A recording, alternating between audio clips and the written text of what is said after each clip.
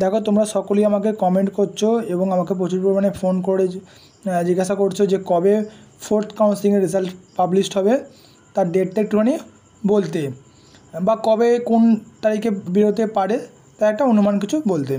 দেখো এরকমভাবে তো অনুমান করেও কিছু বলা যায় না, তবু আজকে ভিডিওতে আমি আলোচনা করব যে কত তারিখে মোটামুটি বেরোতে পারে। গত 3টে যে কাউন্সেলিং হয়েছে তার সূত্র ধরে তার ধরে সূত্র আমি একটা বার করি, তাহলে সেই সূত্র ধরে একটা আমি ডেট বলতে পারি তোমাদের। আমি তোমাদের সেকেন্ড কাউন্সিলিংয়ের সময়ও সেকেন্ড কাউন্সিলিং শেষ হওয়ার পরে আমি তোমাদের থার্ড কাউন্সিলিংয়ের জন্য একটা ডেট বলেছিলাম এবং সেই ডেটটা কিছুটা হলেও প্রায় 90% আমি বলে মিলে গেছিলো। আমি বলেছিলাম যে তোমাদের 23 তারিখে পাবলিশড হবে, সকালের দিকে বলেছিলাম, সকালের দিকে না সেটা বিকালের দিকে হয়েছিল, তো মোটামুটি একটা দিন মিলে গেছিলো। হ্যাঁ, আমি দিবাকর আর ডিকে এডুকেশন চ্যানেল তোমাদের সকলকে স্বাগত। বন্ধুরা, তোমরা যেভাবে আমাকে সাপোর্ট করছো তোমাদের জন্য অসংখ্য ধন্যবাদ। যারা যারা চ্যানেলটাকে সাবস্ক্রাইব করেছো তাদের অসংখ্য ধন্যবাদ, বারবার করে বলছি।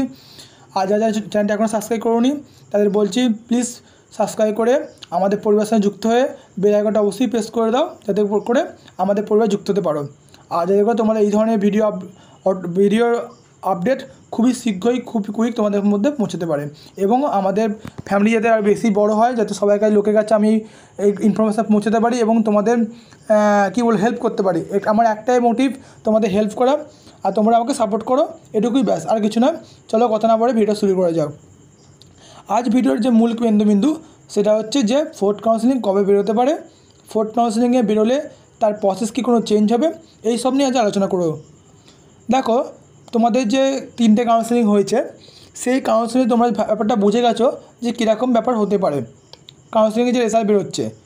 তো একটা কথা বলতে পারি, ফোর্থ কাউন্সেলিংয়ের রেজাল্ট কিছুটা হলে পজিটিভ আসবে, কারণ বেশিরভাগ স্টুডেন্টই ভর্তি হয়ে গেছে এবং কিছু স্টুডেন্ট অটো আপগ্রেশন করেছে, কিছু স্টুডেন্টরা যে পছন্দ হয়নি তারা হয়তো অনেক সবাইকে ভর্তি হয়ে গেছে, অটো আপগ্রেশন করে পছন্দ না হয়ে ভর্তি হয়ে গেছে।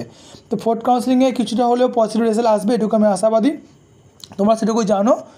আর যাই হোক, একটা কথা বলতে পারি তোমাদের যে তোমরা যখন জানো যে 8 তারিখ তোমাদের প্রথম কাউন্সেলিং রেজাল্ট বেরিয়েছিল, তোমরা মনে করে দেখো তোমাদের 8 তারিখ প্রথম কাউন্সেলিং রেজাল্ট বেরিয়েছিল, সবাইকে অজান্তেই একটা কী বলবো সবাইকে চমকিত করে রেজাল্ট পাবলিশ করা হয়েছিল। কারণ কোনো বছরই এরকম হয় না যে পলিটেকনিক রেজাল্ট পরে পাবলিশ হয়, জেক্সপোর রেজাল্ট তারপরে তোমাদের আইটিআই রেজাল্ট পাবলিশ হয়। প্রত্যেকবার আগে জেক্সপোর রেজাল্ট আগে পাবলিশ হয়, দেন তোমাদের আইটিআই রেজাল্ট পাবলিশ হয়। কিন্তু এই প্রথম বছর দেখলাম যে আইটিআই রেজাল্ট প্রথম পাবলিশড হয়েছে, তারপর জেক্সপোর রেজাল্ট পাবলিশড হয়েছে।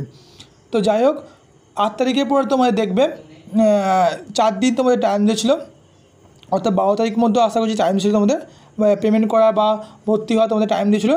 দেন তারপর 3 দিন বা 4 দিন তোমাদের গ্যাপ রেখেছিলো মাঝখানে। দেন তোমাদের 12 থেকে 3 দিন গ্যাপ রয়েছে, 15 তারিখ 16 তারিখে তোমাদের সেকেন্ড কাউন্সেলিং শুরু হয়েছিল। ব্যাপারটা তোমরা পরিষ্কার। তার মানে তোমাদের ব্যাপার দাঁড়াচ্ছে তোমাদের 3 দিন করে টাইম দিচ্ছে পেমেন্ট করার, 3 দিন গ্যাপ দিচ্ছে নেক্সট কাউন্সেলিংয়ের তোমাদের রেজাল্ট প্রিপারেশান করা, তারপর 3 দিনের পর পাবলিশ করছে। তারপর দেখলে তোমরা 16 তারিখের পর তোমরা দেখলে 16 থেকে মানে 19 দিন মানে টাইম নিয়েছিলো, তারপর তোমার 23 থেকে দেওয়া তোমাদের রেজাল্ট পাবলিশ হয়েছিল থার্ড কাউন্সেলিংয়ে। দেন তোমার থার্ড কাউন্সেলিং দেখলে 23 তারিখ থেকে 26 তারিখ পর্যন্ত তোমাদের পেমেন্ট করা অপশন, 23, 24, 25, 26 3 দিন তোমাদের টাইম ছিল পেমেন্ট করার জন্য। আর 27 তারিখ আমি বলতে পারি তোমাদের 27, 28, 29 এই 3 দিন ধরে রাখো মাঝখানের গ্যাপ, 27, 28, 29, তার মানে আজকে সোমবার, সোম, মঙ্গল, বুধ তোমরা গ্যাপ দাও। গ্যাপ দিয়ে আমি মনে করি যে বৃহস্পতিবার বা শুক্রবার তোমাদের রেজাল্ট পাবলিশ হবে, নয় বৃহস্পতিবার দিনকে বেলার দিকে, না শুক্রবার সকালবেলার দিকে।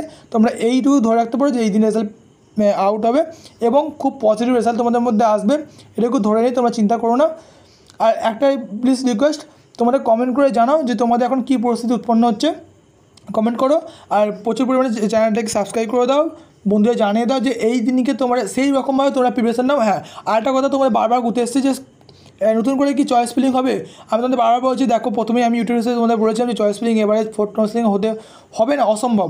কারণ হবে না, কারণ যেহেতু অটো অপারেশনের প্রসেসটা অন আছে, তা সেহেতু তোমাদের কোনো মতেই নতুন করে চয়েস ফিলিং হবে না।